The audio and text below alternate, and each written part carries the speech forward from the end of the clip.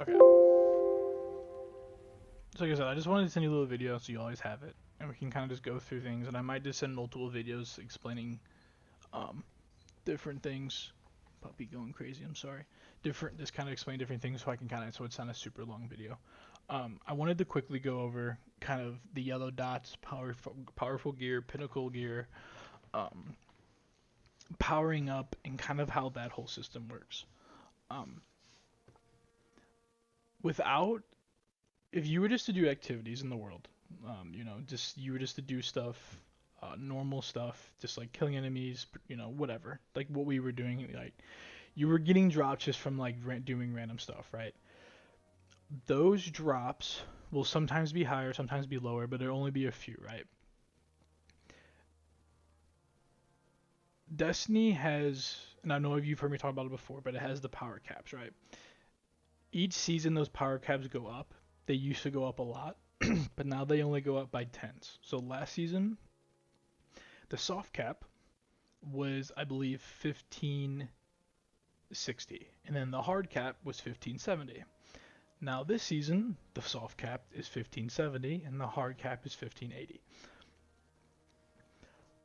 Basically, what that means is it just means it goes around how the power system works again. So your world drops, if you were just to get world drops and just keep leveling up that way, they would eventually cap out at 1570. Once you hit 1570, but I don't. Once you hit 1570, you would eventually every world drop you got that was like, and I'm not talking like things you get from activities sometimes, but like things that you're not guaranteed like a high reward out of it. It's going to drop at that light. To get above the 1570 cap, that is where the powerful rewards and pinnacle rewards come into play. Um, Now there are different types of powerful rewards, um, and I'm just gonna kind of break it down quickly because it can get very lengthy. There's three types of powerful rewards. There's tier one, tier two, and tier three, and they're basically just broken down in, um, like tier two, you'll get a little bit higher, more higher than tier one, right? And then tier three, you're gonna get a little bit higher than tier two. It's just kind of how it is. Those are how you get gear, um, to go to get above the 1570 power cap, right? Now you could keep doing those activities, which a lot of stuff do, and like completing bounties for vendors and stuff like that, like these objectives. Sorry, not this. These. I'll get into those in a second. Um, but basically, you would keep doing these powerful gears, keep doing powerful quests or doing activities that you would know, and that's just learning the activities that would give you those. And you would hit the cap that I'm at right now, which is 1580.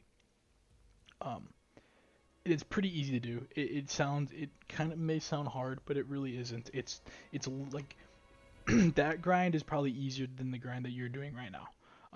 Because you're doing a lot of tedious stuff and it's just kind of stupid. Whereas this is just literally a 10.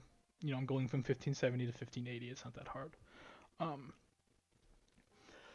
but then when you get to 1580, what happens is that then you're capped at 1580.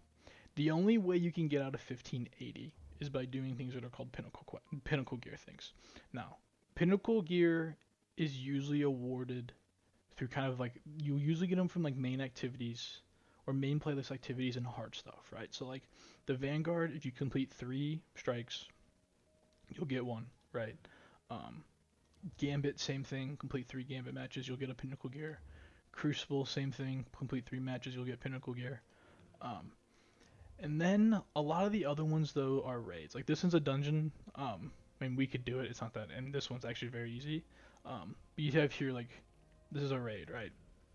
So a lot of the pinnacle gear you see is kind of meant for harder content, but only if you ever see it like in something that you don't know. Like here, like this is just completing strikes in a specific with a specific super on, right? This is just having a 100 score on a strike. Um,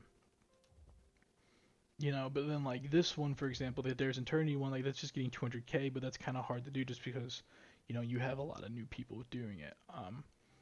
This one, for example, is a Pinnacle reward, but this is kind of a hard and lengthy mission, and it could be something that like you wouldn't quite know how to do. Same thing with this. This is an exotic quest, and it's actually really hard whenever I first did it. So it's just kind of like knowing things you can and can't do.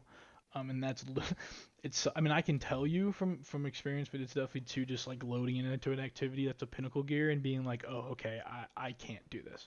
Um, but yeah, that's kind of the gist of that.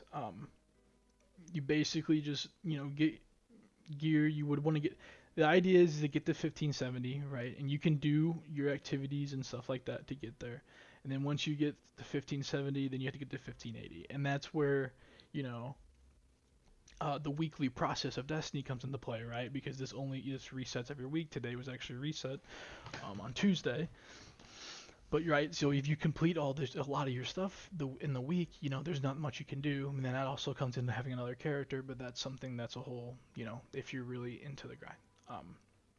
Next, I'm gonna kind of go into um, vendors and kind of how that process works while doing activities.